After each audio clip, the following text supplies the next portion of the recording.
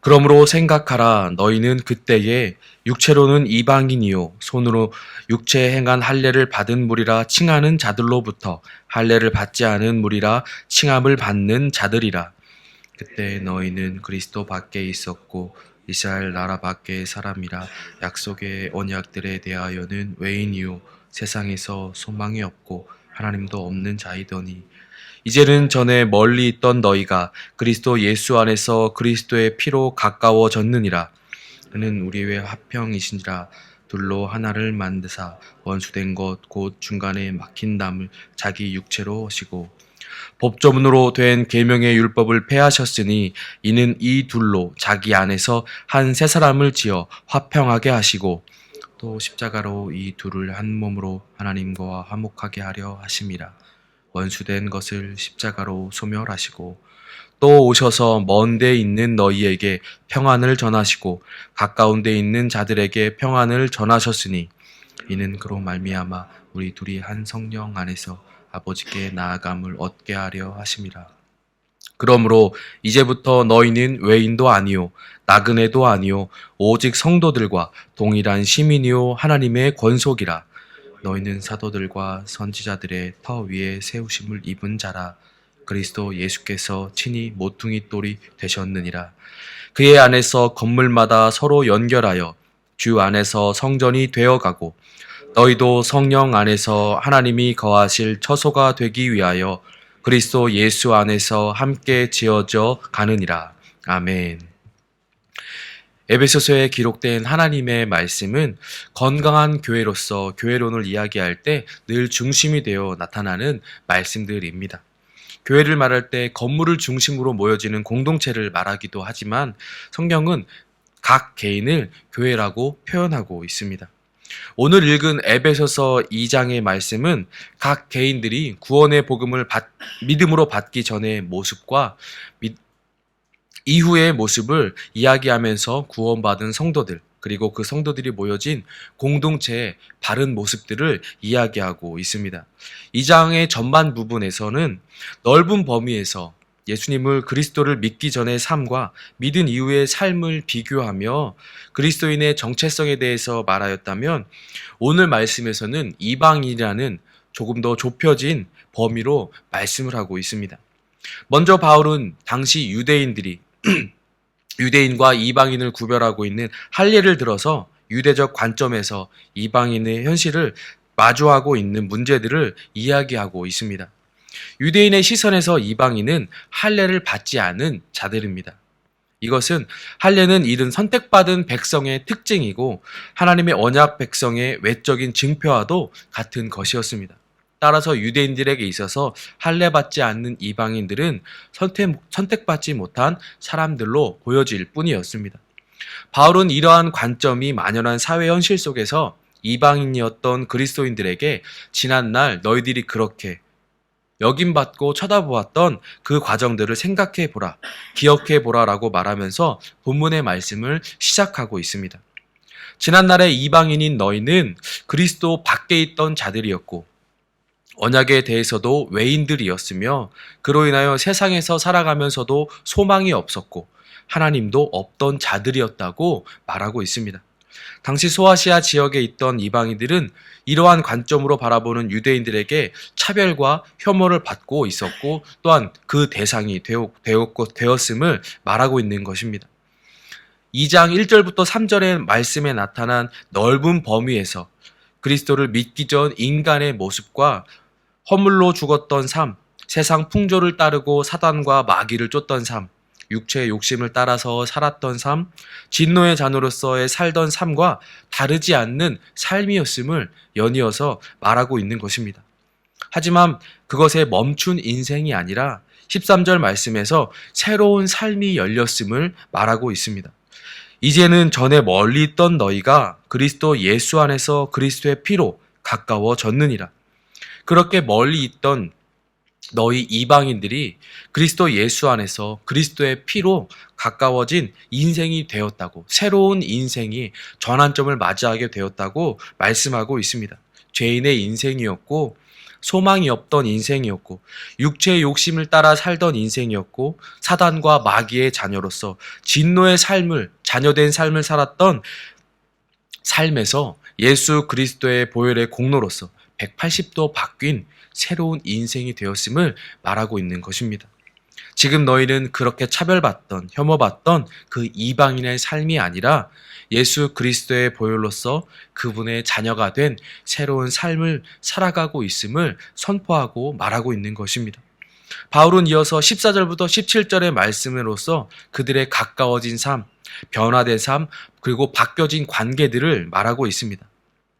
화평으로 오신 주님을 통해서 둘이 하나가 되었고 막힌 담을 허물어 주셨으며 율법들을 폐하여 주셨고 둘로 자기 안에서 한 새로운 사람을 지어서 화평하게 만들어 주셨고 또한 이 둘을 한 몸으로 하나님과 화목하게 하셨으며 원수된 것을 십자가에서 소멸시켜 주셨다고 이러한 새로운 관계를 맺고 이러한 새로운 인생을 맺으며 시작하며 살아가고 있다고 말하고 있습니다. 예수님의 십자가의 부활과 소망은 이방인들에게는 새 언약이 되었고 하나님과 화평케 되었으며 더 나아가 세상의 사람들 그리고 유대인들과의 관계에서도 평화의 관계로 변했음을 말하고 있는 것입니다. 둘 사이를 막았던 원수된 것들, 서로 대적하는 율법의 담을 예수님께서 폐해 주심으로써 그리스도 안에서 이방인과 유대인이 하나가 되었음을 말하고 있습니다. 18절 말씀에는 한 성령님 안에서 아버지께 나아가는 은혜를 입었다고 또한 말하고 있습니다. 이방인이 유대인과 하나가 되는 것은 이방인이 유대인이 된 것이 아니고 또한 유대인이 이방인의 무리가 된 것이 아닌 전혀 다른 그리스도 안에서 새로운 피조물이 되었다고 말하고 있습니다. 그러므로 바울은 이방인들에게 더 이상 당시 유대인들이 바라보는 관점인 외인도 아니고 나그네도 아니고 성도들과 동일한 시민이고 하나님의 권속이라고 너희들 자신을 알고 있으라고 선포하고 있는 것입니다. 유대인과 이방인을 율법의 기준으로 할례의 기준으로 나누고 서로가 배척하며 차별할 것이 아니라 예수님의 은혜로서 둘이 하나가 되었음을 깨닫고 기억하라고 말하고 있는 것입니다. 이것은 오늘날 우리가 살아가는 우리들의 개인들의 삶에 있어서도 또 우리 교회 공동체에 있어서도 매우 중요한 말씀입니다. 우리들 또한 유대인들의 관점에서 본다면 이방인일 뿐입니다. 하지만 우리들 또한 예수 그리스도의 십자가의 보혈로서 그 공로로서 한 성령님을 따라서 하나님의 권속 자녀가 되는 은혜를 입었습니다. 우리는 이방인도 유대인도 아닌 하나님의 자녀인 성도들입니다. 우리는 막힌 담을 허무시고 둘이 하나가 되게 하신 화평이신 예수님을 믿음으로 고백한 모여진 한 공동체입니다. 한 가족이죠. 우리는 교회로서 이것을 잊으면 안 됩니다. 우리 광명교회 공동체로 부름받은 각각 개인들입니다. 우리 모두가 교회이며 그리고 각각 그 교회들이 모여서 아름다운 광명교회 교회 공동체가 되었습니다. 이 공동체의 중심은 예수님이십니다. 바울은 20절부터 22절의 말씀들을 통해서 교회가 지향해야 할 아름답고 건강한 모습들을 선포하고 있는데 사도들과 선지자들의 터 위에 세우심을 입은 교회의 공동체이고 예수님께서 친히 모퉁이 돌이 되신 교회 공동체이고 예수님 안에서 서로가 연결된 공동체이며 한 성령님 안에서 하나님의 거하실 초소가 된 공동체입니다. 광명교회 공동체는 예수님 안에서 함께 지어져가는 아름다운 공동체라는 말씀입니다. 우리 모두는 이전에는 죄인된 신분이었고 외인이었고 이방인이었습니다. 그러나 이제는 하나님의 자녀라는 새로운 신분이 되었고 한 가족이 되어서 그리스도인 성도라는 이름으로 우리는 하나가 되었습니다. 교회는 예수님을 중심으로 하나가 될 때 바른 기능들을 발휘할 수가 있습니다. 예수님 때문에 우리는 서로 인내할 수 있고 서로 품을 수 있으며 서로 사랑할 수 있습니다. 예수님의 십자가의 은혜로서 화해하였고 우리는 하나가 되었습니다. 반목과 질시, 시기하는 것이 사라지고 서로 사랑하는 화평이 교회 가운데 임하였습니다. 십자가의 은혜는 더 이상 우리들 사이에서 소외함을 만들거나 증오함을 허락해 주시지 않습니다.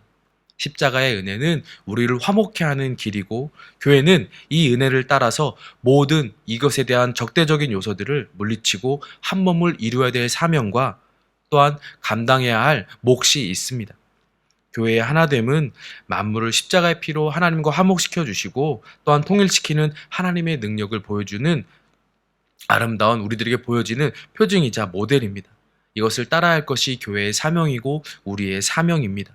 또한 이것이 우리 하나님 앞에 영광이 될 줄 믿습니다. 우리는 이 사명을 기억해야만 합니다.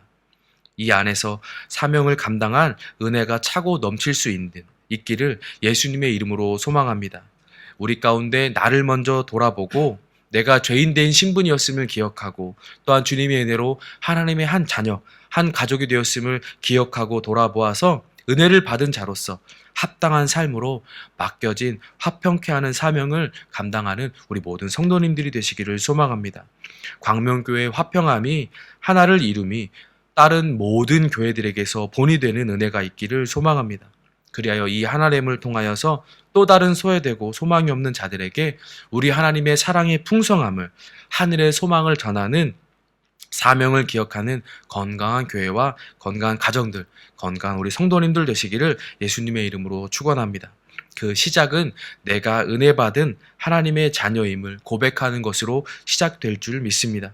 오늘 하루 우리에게 주어진 각자의 귀한 사명을 우리의 삶 속에서 감당하며 하나님께 기쁨이 되고 쓰임받아서 영광 돌리는 은혜들이 있기를 예수님의 이름으로 소망합니다. 기도하겠습니다. 사랑이 많으신 하나님 아버지, 우리를 예수님의 십자가의 보혈의 공로로서 하나가 되게 하시고 함께 하늘의 소망을 품고 오늘을 살아가게 하시니 은혜에 감사드립니다. 소망하기는 내게 주어진 모든 삶 속에서 하나님의 은혜로 예수님의 보혈의 공로로 자녀된 삶임을 먼저 기억하게 하여 주시고 우리가 예수님 안에서 하나가 된 공동체임을 또한 기억하게 하셔서 그 화평이신 예수님을 따라 이 사명을 감당하는 은혜가 있게 하여 주시옵소서. 성령님을 의지하며 하나님을 기쁘시게 하는 삶으로 영광 돌리는 오늘 하루의 삶이 되게 하여 주시옵소서. 성령 하나님, 우리와 함께 하시고 우리를 도와주시옵소서. 기도하시고 개인의 기도로 나아가겠습니다. 기도하겠습니다.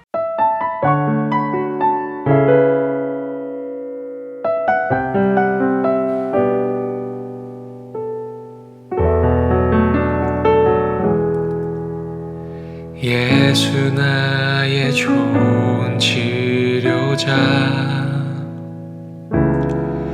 그의 눈이 머무는 곳은 나의 슬픔과 고통, 고개를 들어 그의 눈을 볼 때에 난 알았네. 예수 나의 좋은 치료자, 예수 나의 좋은 치료자, 그의 손길이 닿는 곳은 나의 상처와 아픔, 영원히 흐를 것 같았던 눈물 다 멎었네. 예수 나의 치료자,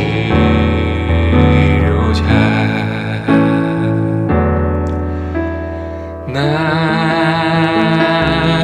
노래하리라.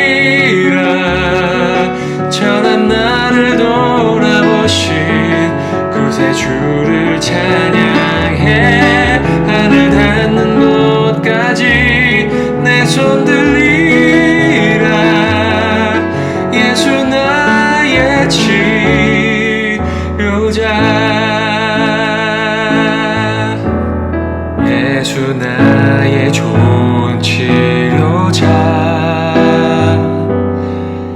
그의 손길이 닿는 곳은 나의 상처와 아픔, 영원히 흐를 것 같았던 눈물 다 멎었네.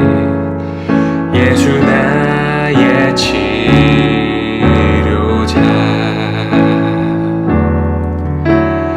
나 노래하리라.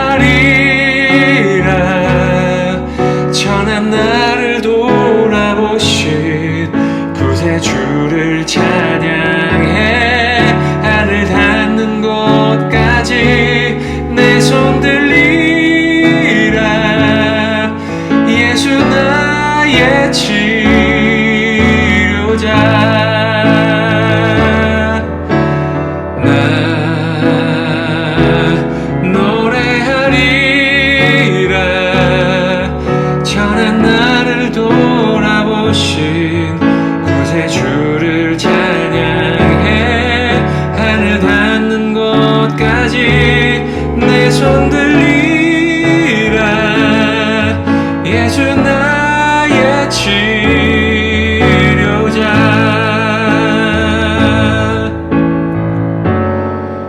어떤 어려움도 깊은 절망도 수많은 괴로움과 슬픔도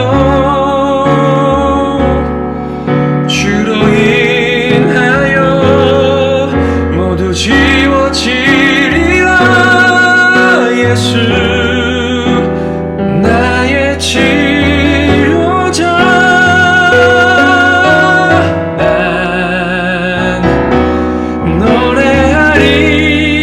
노래하리라. 전한 나를 돌아보신 구세주를 찬양해. 하늘 닿는 곳까지 내 손 들리라. 예수 나의 치료자. 나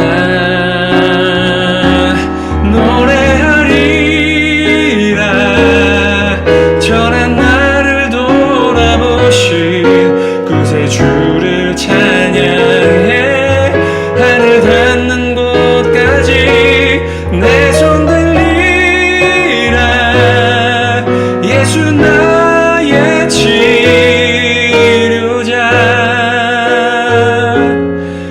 예수 나의 치료자. 예수 나의 치료자.